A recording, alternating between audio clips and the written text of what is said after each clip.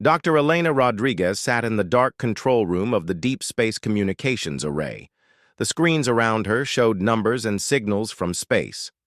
She had been working here for 5 years, looking for signs of alien life. Most nights were quiet. Tonight was different. The computer made a soft beeping sound. Elena looked at the main screen. A new signal was coming in from deep space. She frowned and adjusted the controls. The signal was strong and clear, too clear for natural space. Noise. Elena called out to her partner, Dr. Marcus Webb. He was in the next room, drinking coffee and reading reports. Marcus was good with languages and codes. If anyone could figure out what this signal meant, it was him. "Marcus, come look at this," Elena said. Her voice was excited but careful. They had heard false alarms before. Marcus walked over and looked at the screen. The signal was repeating every few minutes. It was not random. Someone or something was sending it on purpose. "This is not natural," Marcus said. He sat down next to Elena and started working on another computer. "The pattern is too clean, too organized."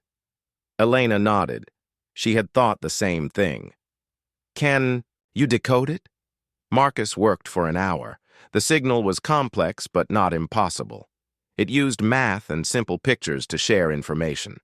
Slowly, he began to understand parts of it. "It is a message," Marcus said finally. "Someone is sending coordinates." "Coordinates to what?" Elena asked. Marcus worked more. The message became clearer. It was not just coordinates. It was a warning. The message said to avoid a certain star system. It said not to go there. It said not to investigate. Elena felt cold. Which star system? Marcus checked the coordinates 3 times. He used different computers to make sure. Each time, he got the same answer. "Our star system," he said quietly. "Someone is telling others to stay away from Earth." Elena stared at the screen. This changed everything they thought they knew about life in space. Earth was not alone. But, for some reason, aliens were warning each other to stay away from humans. The next morning, Elena and Marcus drove to the nearby military base. They needed to tell someone important about what they had found. The base commander called Admiral Richard Kane in Washington. Admiral Kane was in charge of the new Interstellar Defense Initiative. Admiral Kane arrived by plane that afternoon. He was a tall man with gray hair and serious eyes. He had been a Navy pilot before working in space defense.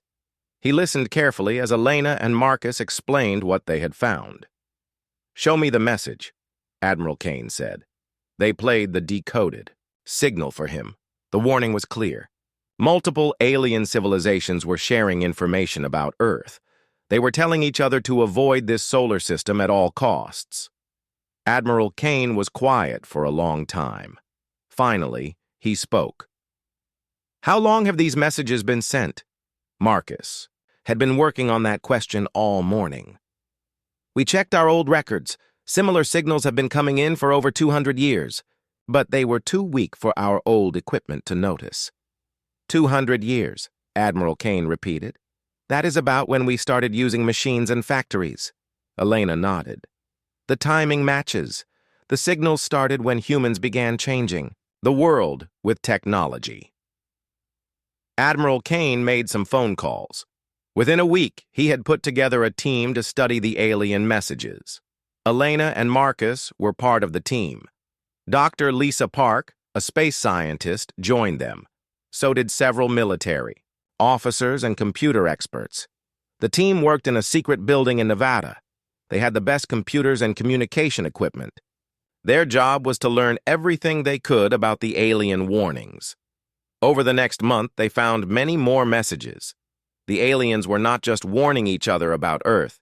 They were sharing detailed information about human behavior. They knew about human wars. They knew about human technology. They had been watching Earth for a very long time. Dr. Lisa Park made a disturbing discovery. The aliens had a special classification for Earth. They called it something that translated to dangerous world in their languages. Earth was marked on their star maps as a place to never visit. But why? Elena asked during one of their meetings. What makes humans so dangerous to them? Nobody had an answer. The alien messages gave warnings, but no explanations. They just said to stay away. They said humans were dangerous. They said contact would be bad for everyone. Marcus found more pieces of the puzzle. The aliens had a network for sharing information across space. When one group learned something important, they told all the others. The warning about Earth was one of the most widely shared messages in their network. Admiral Kane called Washington every few days. He reported what the team was learning. The government was starting to worry. If aliens thought humans were dangerous, what would happen when humans finally traveled to other stars? Elena worked late every night. She wanted to understand the alien languages better. She wanted to know what the aliens were really saying about humans. The more she learned, the more worried she became. The aliens were not just afraid of humans. They were terrified. Their messages showed real fear. They wrote about humans the way humans might write about dangerous wild animals. They saw humans as predators that could not be trusted. One night, Elena found something that made her hands shake. It was an old alien message from 50 years ago. The message talked about what happened when predator species reached space. It said they always destroyed peaceful civilizations. It said they always chose violence over cooperation. Elena realized the truth. The aliens had seen species like humans before. Those species had caused terrible damage when they reached the stars. The aliens were warning each other about humans because they thought humans would do the same thing. The next morning, Elena told the team what she had found. The room was quiet for a long time. So they think we are going to attack them, Dr. Park said finally. Yes, Elena replied. They think we are going to destroy everything. Admiral Kane stood up. Then we have a problem. We are planning to send humans to other stars within the next 10 years. When we do, every alien civilization in the galaxy will know about it. The team looked at each other.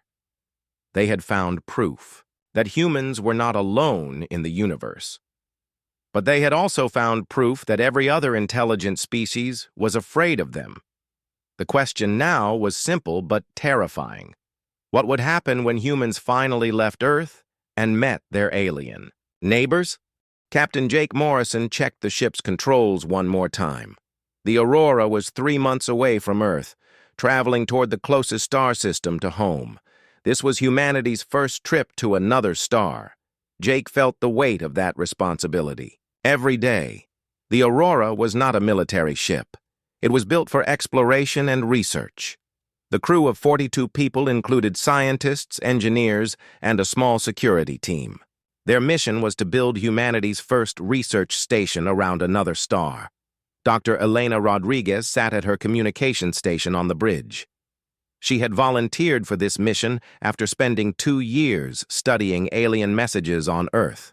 She wanted to meet the aliens who had been warning each other about humans. How much longer until we reach Proxima Centauri? Jake asked. 6 hours, replied Tony Phillips, the chief engineer. Tony was a smart man who could fix anything on the ship. He had been working on spaceships for 15 years. Commander Amy Sullivan walked onto the bridge. She was in charge of ship security. Amy was a former Marine who had trained for alien contact scenarios. She hoped they would not be needed, but she was ready for anything. Captain, we are getting some strange readings on the long-range sensors, Amy said. There might be another ship out there. Jake looked at the sensor display. There was definitely something moving near Proxima Centauri. It was too big to be an asteroid and moving too fast to be natural. Could it be one of our ships? Jake asked. No, Amy replied. We are the only human ship in this area, and this object is using technology we have never seen before. Elena felt her heart beat faster. This could be their first contact with alien life. She checked her communication equipment. Everything was ready to record and translate any messages they might receive. The aurora continued toward Proxima Centauri. The unknown object was getting closer. After 2 hours, they could see it clearly on their screens. It was a ship, but it looked nothing like human technology. The alien ship was smooth and curved like a seashell. It had no visible weapons or engines. It moved through space silently and gracefully. It was beautiful and terrifying at the same time. "They are scanning us," Amy reported. "I can detect their sensor beams." Jake had trained for this moment, but nothing could have prepared him for how it felt. Humanity was about to meet another intelligent species. Everything they said and did in the next few hours could change the future of both civilizations. "Open a communication channel," Jake ordered. Elena worked at her station. She sent out signals on multiple frequencies. She used the mathematical, communication methods that humans had developed for talking to aliens. She sent pictures showing that humans were peaceful and wanted to communicate. For 30 minutes, nothing happened. Then, the alien ship responded. The message was complex. It used mathematics and simple pictures. Elena worked quickly to decode it. The basic meaning was clear. The aliens wanted to talk. Over the next hour, Elena and the alien ship established a basic communication system. The aliens were very good at this. They seemed to have experience talking to species with different languages. The first real message from the aliens was shocking. It said, "Why did you leave your world? You must go back immediately." Elena showed the message to Jake. He thought carefully before responding. "Tell them we come in peace," Jake said. "Tell them we want to learn and explore." Elena sent the message. The alien response came quickly. "You do not understand the danger. You must return to your world before others know you are here." "What danger?" Elena sent back. The alien ship moved closer to the aurora. On the main screen, Jake could see details of the alien vessel. It was larger than the aurora and clearly more advanced, but it made no threatening moves. The next alien message was longer and more complex. Elena worked for an hour to decode it completely. When she finished, her face was pale. "What does it say?" Jake asked. "They are warning us," Elena said. "They say that we are classified as a dangerous species. They say other aliens will attack us if they know we have left Earth." Jake felt cold. "Ask them why." Elena sent the question. The alien response came with a small device. The alien ship launched a tiny probe that attached itself to the Aurora's hull. The probe contained a data storage device. "They want us to take this," Amy said. "But I do not know if it is safe." Jake made a decision that would change everything. "Bring it aboard, but scan it first." Tony Phillips and his team carefully brought the probe inside the ship. They scanned it with every instrument they had. It contained only information storage devices, no weapons or dangerous materials. Elena connected the alien device to the ship's computers. The information inside was incredible. It contained maps, historical records, and files about dozens of alien civilizations. Most importantly, it contained information about Earth. The aliens had detailed records about human history. They knew about human wars, human technology, and human behavior. The information went back hundreds of years. Elena found the file about Earth's classification in the alien database. The translation was clear and terrifying. Earth was listed as Apex Predator Nursery World, Quarantine Level Omega. The file explained that species like humans had appeared before in the galaxy. Every time, they had caused massive destruction when they reached space. The alien civilizations had learned to identify such species early and keep them isolated. "We are in quarantine," Elena told Jake. "They have been keeping us trapped on Earth on purpose." Before Jake could respond, Amy called out from her station. "Captain, we have multiple ships approaching fast, at least 6 of them."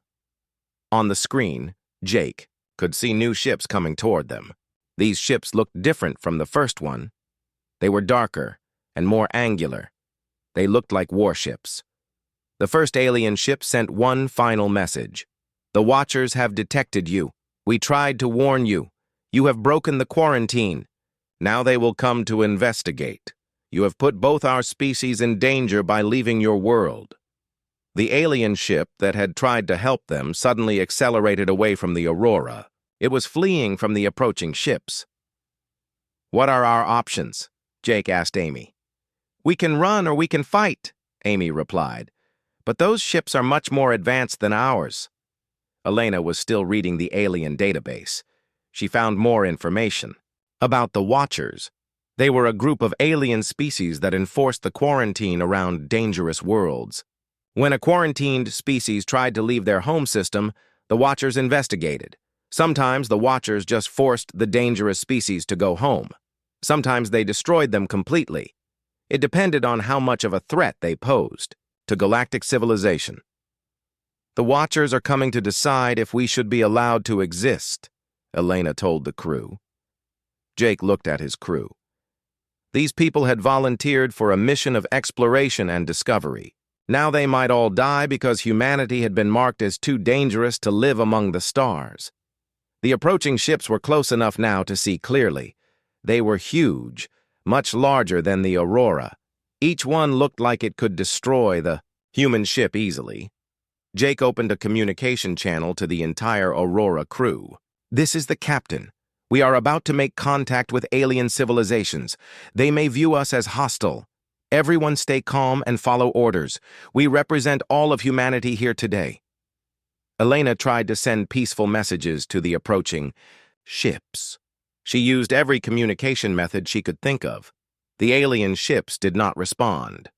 They just kept coming closer.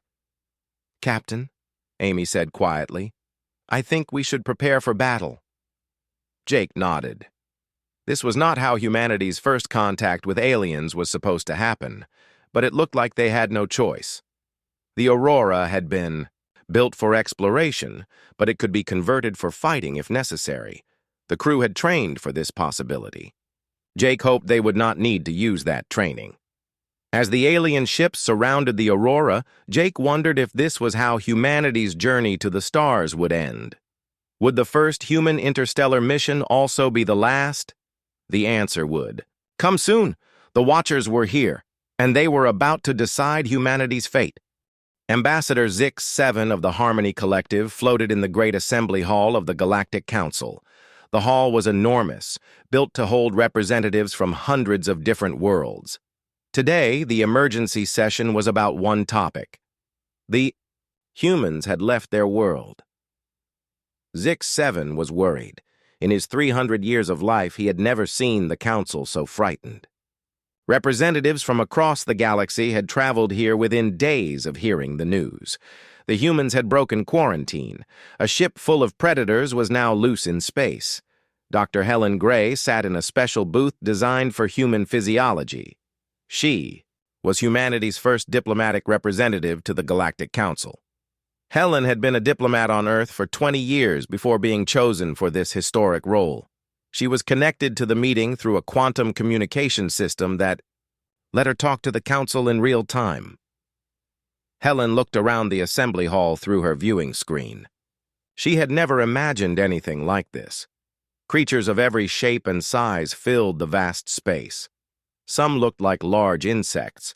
Others were similar to plants or sea creatures. A few were energy beings that appeared as glowing lights.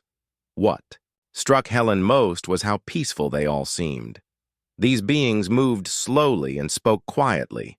There was no pushing or shouting, no displays of aggression. They were so different from human political meetings. Council leader Vel 9 called the session to order. Vel 9 was an ancient being that looked like a tree with many branches.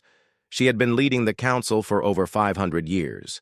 We gather today to discuss the breach of Quarantine Protocol 77 Alpha, Vel 9 announced.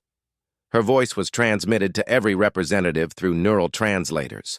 The species designated as human has achieved interstellar travel. A human vessel has been detected in the Proxima Centauri system. A wave of nervous energy moved through the assembly. Helen could feel the fear even through the communication link. These aliens were truly terrified of humans. Ambassador Zix-7 was the first to speak.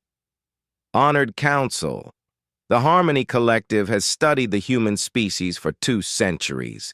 Our monitoring stations have observed their development with growing concern. Zix-7 activated a holographic display in the center of the hall. Images from Earth appeared, showing human history from an alien perspective. Observe their development. Pattern, Zix-7 continued. In just 200 of their years, they have gone from simple farming to nuclear weapons. They have fought over 500 major wars during this period. They have created weapons capable of destroying their entire world. Helen watched the display with growing horror.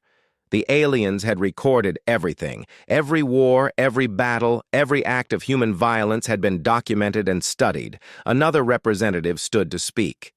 This was Commander Lix-4 of the Peaceful Worlds Alliance. Lix-4 looked like a large butterfly with shimmering wings. The human war records are disturbing, Lix-4 said. But what concerns us most is their approach to technology. Every other species in this council developed space travel through cooperation and shared scientific advancement. Humans developed it through military competition. Helen realized this was true. Human space technology had come from rocket programs designed to deliver weapons. Human computers had been built to calculate missile trajectories. Human satellites had been launched for military surveillance. Their first space travelers were soldiers, Lix-4 continued. Their first space stations were military outposts. Everything about human space development has been driven by conflict and the desire to dominate. Council member Ori-2 spoke next. Ori-2 was a crystalline being that spoke through musical tones. We must also consider the biological evidence, Ori-2 said.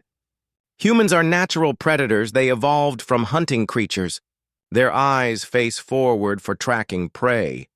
Their teeth are designed for tearing flesh. Their brains reward them for successful violence. Helen felt sick. The aliens were describing humans like dangerous animals, but she could not argue with their observations. Humans were predators.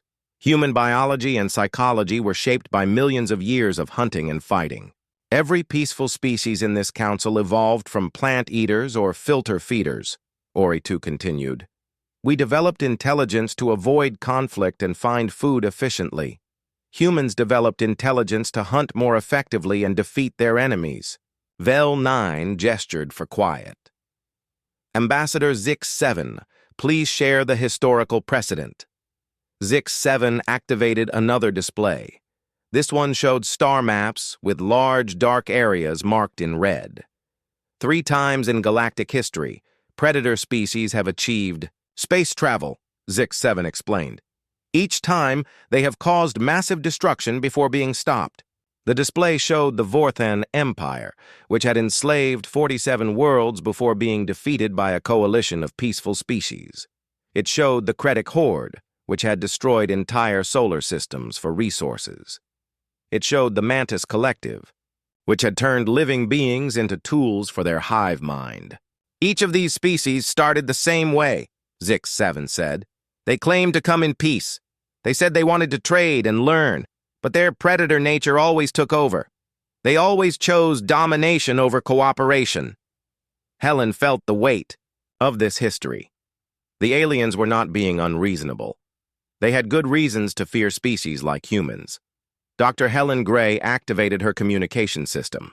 Honored Council, I understand your concerns, but humans are not like the species you describe. We are capable of cooperation and peace. The assembly fell silent. This was the first time a human had spoken directly to the Galactic Council. Ambassador, Zix-7 responded gently. Dr. Gray, we have observed human behavior for centuries. We have seen your wars, your competitions, your constant conflicts. Even your peaceful activities are structured as competitions. Your sports, your business, your politics, everything is about defeating opponents. Helen tried to think of a response. Zix-7 was right. Human society was built around competition and conflict. But humans also show compassion. Helen said. We help each other in disasters. We care for the sick and elderly. We create art and music and literature. Council member Thex9 spoke up. Thex9 was a gas-based life form that appeared as a shifting cloud. This is true, Thex9 said, but humans only show compassion to their own kind. Your history shows that you treat other species as resources to be used or obstacles to be removed. Helen could not argue with this either. Human treatment of other Earth species had been terrible. Humans had driven countless species extinct and polluted the entire planet.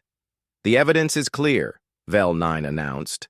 Humans display the classic pattern of an apex predator species. They are intelligent, aggressive, and technologically capable. History shows that such species cannot coexist peacefully with others. The Council began to debate humanity's fate. Some members wanted to destroy the human ship immediately. Others suggested forcing humans to return to Earth and strengthening the quarantine. A few argued for giving humans a chance to prove they were different. Helen listened to the debate with growing despair. These aliens had made up their minds about humans long ago. Everything they said about human nature was true. Humans were violent and competitive. Human history was full of war and destruction, but Helen also knew something the aliens did not understand. Humans were capable of change. Human compassion could extend beyond their own species. Human cooperation could overcome human competition. The question was, how could she convince an entire galaxy of that truth? As the debate continued, Helen realized that humanity's future depended on her ability to show these peaceful aliens something they had never seen before. She needed to prove that predators could choose to be protectors. But with the human ship surrounded by alien forces in deep space, time was running out. The Galactic Council was preparing to make a decision that would determine whether humanity would be allowed to join galactic civilization or be destroyed as too dangerous to exist. Helen took a deep breath and prepared to make the most important speech in human history. 1 year had passed since the Aurora's encounter with the Galactic Council. The human ship had been allowed to return to Earth under careful alien supervision, but the debate about humanity's future continued in the great assembly halls of the Galaxy. Commander Nick Carter stood on the bridge of the battleship Liberty. He was part of humanity's new rapid response fleet, created after learning about alien civilizations. The fleet was supposed to protect human interests in space while showing aliens that humans could be responsible. Nick was a career Navy officer who had commanded ships on Earth's oceans before moving to space. He was calm under pressure and good at making quick decisions. These skills would be tested today in ways he could not imagine. The Liberty traveled with 2 other ships, the Justice and the Defender. Dr. Patricia Young was aboard the Liberty as humanity's military ethics advisor. Patricia was a former philosophy professor who specialized in the moral rules of warfare. Her job was to make sure human military actions followed proper ethical guidelines. Commander, we are receiving a distress signal from the Tau Ceti system, reported Lieutenant Katie Bell. Katie was the ship's communications officer and one of the youngest members of the crew. She had joined the space service to be part of humanity's expansion to the stars. Nick looked at the signal analysis. The message was coming from a colony of peaceful aliens. They were under attack by space pirates. The aliens were asking for help from anyone who could hear their message. "How far is Tau Ceti?" Nick asked. 18 hours at maximum speed, replied Captain Sam Hughes. Sam commanded the Justice and was Nick's second in command. He was a former Air Force pilot who had adapted well to space warfare. Dr. Patricia Young studied the distress signal carefully. "The message appears genuine," she said. "The aliens are describing attacks on civilian targets. They say many of their people have been killed or captured." Nick faced a difficult decision. Humanity was still on probation with the Galactic Council. Any military action could be seen as proof that humans were naturally aggressive, but innocent lives were at stake. "Commander," Katie said, "the distress signal is getting weaker. I think the alien transmitter is being damaged. Nick made his choice. All ships, set course for Tau Ceti, maximum speed. The 3 human ships accelerated toward the distant star system. Dr. Young worked with the crew to plan their response. They needed to help the aliens without appearing to be conquerors themselves. Our mission is to protect civilians and drive off the attackers, Nick announced to all 3 ships. We are not there to claim territory or demand rewards. We help because it is the right thing to do. When the human fleet arrived at Tau Ceti, they found a battle in progress. The alien colony was built on a small moon orbiting a gas giant. The colony looked peaceful and beautiful, with crystal buildings that caught the light from the distant star, but the colony was under attack. 5 large ships were bombarding the surface with energy weapons. The attacking ships were dark and angular, designed for warfare. They showed no signs of caring about civilian casualties.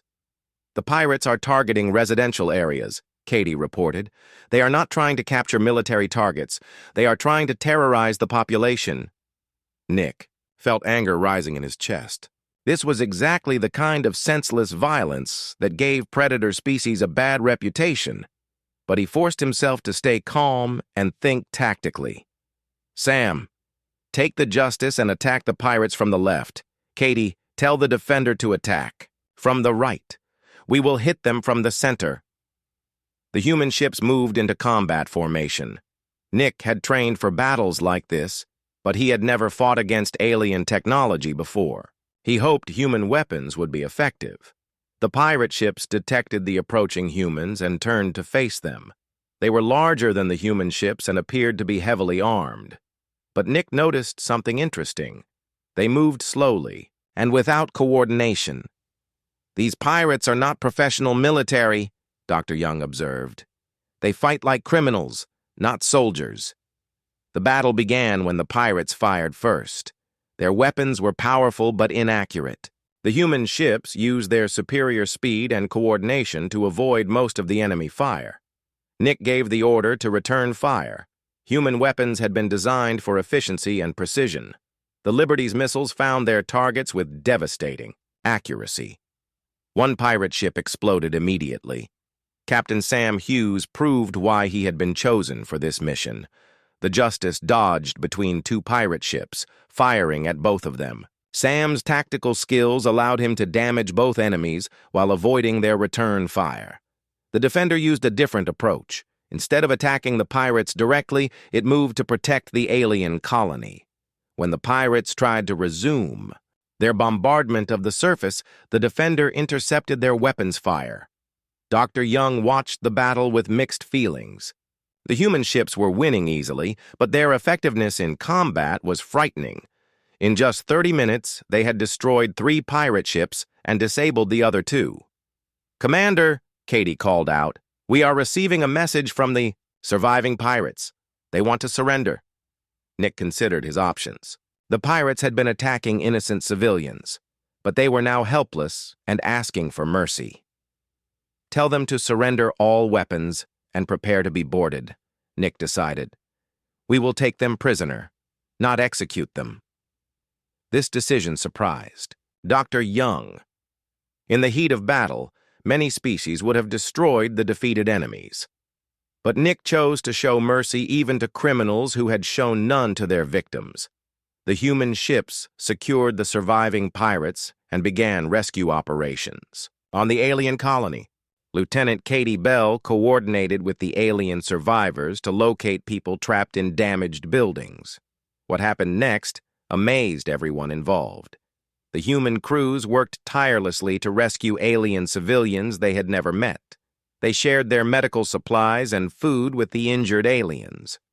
They used their ship's tools to clear debris and repair damaged buildings. Captain Sam Hughes made the ultimate sacrifice when a damaged alien building began to collapse. He was helping evacuate civilians when the structure started to fall. Sam could have escaped easily, but 3 young aliens were still trapped inside. Sam made a choice that defined human character. He stayed to help the aliens escape, even though it meant he would be caught in the collapse. Sam was killed, saving people, from a species he had just met. The human crews mourned their fallen commander, but they continued the rescue work. They treated the alien civilians with the same care they would show to humans. They asked for nothing in return. Dr. Young was amazed by what she witnessed. These military personnel, trained for warfare, had instantly transformed into rescue workers and humanitarian aid providers. They had fought with terrible efficiency when necessary, then shown incredible compassion when the fighting was over. What none of the humans knew was that the entire battle had been watched by hidden alien observers. The Galactic Council had staged the entire crisis as a test of human character. The peaceful aliens on Tau Ceti were actors, working with the Council to create a realistic scenario. The pirates were Council members in disguise, using fake weapons and ships that could simulate battle damage. The Council wanted to see how humans would react when they believed innocent lives were at stake. Would humans help strangers? Would they show mercy to defeated enemies? Would they demand rewards for their assistance? Ambassador Zix-7 watched the test results from his hidden observation ship. He was stunned by what he had seen.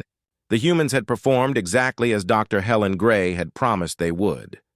When faced with innocent suffering, the humans had responded immediately without calculating costs or benefits. They had fought with deadly efficiency when necessary, but had shown mercy the moment their enemies surrendered. Most impressive of all, Captain Sam Hughes had given his life to save alien civilians. This was something the Council had never seen from a predator species. "The test is complete," Zix-7 transmitted to the other observers. "Prepare a full report for the Council. The humans have surprised us all." As the human ships departed Tau Ceti, they left behind a colony full of grateful aliens. But they also left behind a group of alien observers who now questioned everything they thought they knew about predator species. The humans had proven they could be both deadly warriors and compassionate protectors. The question now was whether the Galactic Council would be wise enough to give them a chance to prove themselves on a larger stage. The future of human-alien relations hung in the balance as the test results made their way back to the Council chambers. Admiral Richard Kane stood before the largest gathering in galactic history. Representatives from over 3,000 worlds had come to witness this moment. The Great Assembly Hall of the Galactic Council had been expanded to hold them all. Today, they would decide humanity's fate. Dr. Elena Rodriguez sat at the translation station, working to convert human speech into the hundreds of languages spoken by the assembled aliens. Next to her, Dr. Marcus Webb documented every word of the proceedings. This would be the most important conversation in the history of two galaxies. The debate had been going on for 3 days. Admiral Kane had presented humanity's case with skill and passion. He had shown the aliens examples of human cooperation, creativity, and compassion. But the shadows of human history still loomed large over the proceedings. Council leader Vel 9 called for order in the vast chamber. Her ancient voice carried the weight of 5 centuries of galactic leadership. "We have heard testimony from all sides," Vel 9 announced. "Now we must examine the complete evidence about the human species." Ambassador Zix-7 activated the great display system that dominated the center of the hall. Images from the Tau Ceti test appeared for all to see. The footage showed human ships arriving to help alien civilians under attack. "The test results are undeniable," Zix-7 said. "When humans believed innocent lives were at stake, they responded immediately. They asked no questions about politics or territory. They simply came to help." The assembly watched as the human fleet engaged the fake pirates. The aliens could see the deadly efficiency of human warfare. In minutes, the human ships had destroyed or disabled all the attacking vessels. But then the footage showed something that shocked many of the alien observers. The humans had immediately offered mercy to their defeated enemies. They had taken prisoners instead of executing them. They had begun rescue operations before the last weapon had been fired. Council member Ori 2 spoke from the crystalline section of the assembly. The humans fought with terrible precision, but they also showed unexpected restraint. This is not the behavior we have observed from previous predator species. The display showed Captain Sam Hughes making his final sacrifice. The alien audience watched in silence as the human commander chose to die saving alien civilians he had never met before. Ambassador Keth 5 of the Tau Ceti survivors stood to address the council. Keth 5 was one of the aliens who had participated in the test scenario. "I was there," Keth 5 said. "I saw how the humans treated us. They worked to save our people with the same desperation they would show for their own families. They shared their medical supplies and food without being asked. They asked for nothing in return." Commander Lix 4 of the Peaceful Worlds Alliance raised an objection. "But we cannot ignore the evidence of human history. They have fought over 500 major wars. They have created weapons that could destroy worlds. How can we trust them not to use these abilities against peaceful species?" Admiral Kane requested permission to respond. He stood slowly, feeling the weight of representing his entire species. "Commander Lix 4 raises valid concerns," Kane said. "Humans have indeed fought many wars. We have created terrible weapons. Our history is full of violence and conflict." Kane paused and looked around the assembly. Thousands of alien eyes were focused on him. "But human history also shows our capacity for change," Kane continued. "We have learned from our mistakes. We have created international laws to prevent war. We have built institutions to promote peace. We have chosen cooperation over conquest time and time again." Dr. Elena Rodriguez spoke up from her station. "If I may address the council," she said, "I have spent years studying the communication between your civilizations. What I have learned is that every species here developed differently than humans did." Elena activated her own display showing comparative evolution charts. "Your species evolved in environments that rewarded cooperation and peaceful behavior," Elena explained. "Humans evolved in an environment that required competition and aggression for survival. But we have transcended our origins." Council member Thex 9 drifted forward in its gaseous form. "How can we be certain that human aggression will not resurface? When you spread across the galaxy?" Commander Rachel Torres, representing the new generation of human space explorers, asked for permission to speak. Rachel was young, but had already proven herself as a capable leader and diplomat. "Honored Council," Rachel said, "we propose a solution that addresses your concerns while giving humanity a chance to prove itself." Rachel activated a holographic display showing her proposal. "Humans will accept permanent alien observers in all our space operations," Rachel explained. "Representatives from the Galactic Council will be present on our ships and our colonies. They will have the authority to intervene if humans act aggressively toward other species." The proposal created a buzz of discussion throughout the assembly. No species had ever voluntarily accepted such oversight before. "In exchange," Rachel continued, "humans ask for gradual integration into galactic society. We will start with limited trade and cultural exchange. We will earn the right to greater participation through our actions, not our words." Ambassador Zix 7 found this proposal intriguing. "You would accept permanent monitoring of your species?" "Yes," Admiral Kane replied, "because we believe that human actions will speak louder than human words. We are willing to prove ourselves through deeds, not promises." Captain Dan Murphy, commanding the diplomatic vessel Hope, transmitted additional support for the proposal.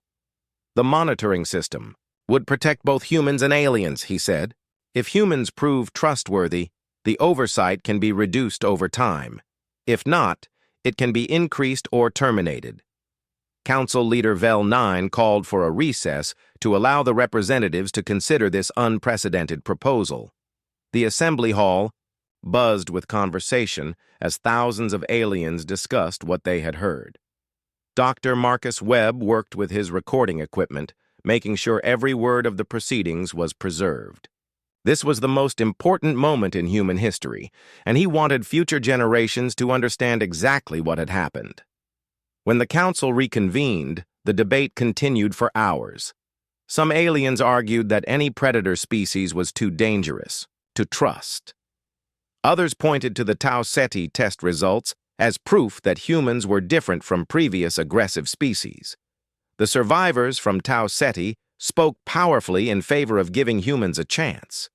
They described the compassion and sacrifice they had witnessed from human crews. As the debate continued, a pattern began to emerge. The younger alien species were more willing to trust humans. The older species, who remembered the devastation caused by previous predator civilizations, remained cautious. Finally, Council Leader Vel 9 called for the vote that would determine humanity's future. All in favor of accepting the human proposal for monitored integration, Vel 9 announced. The voting system lit up with thousands of responses. Each world cast its vote according to its own decision-making process.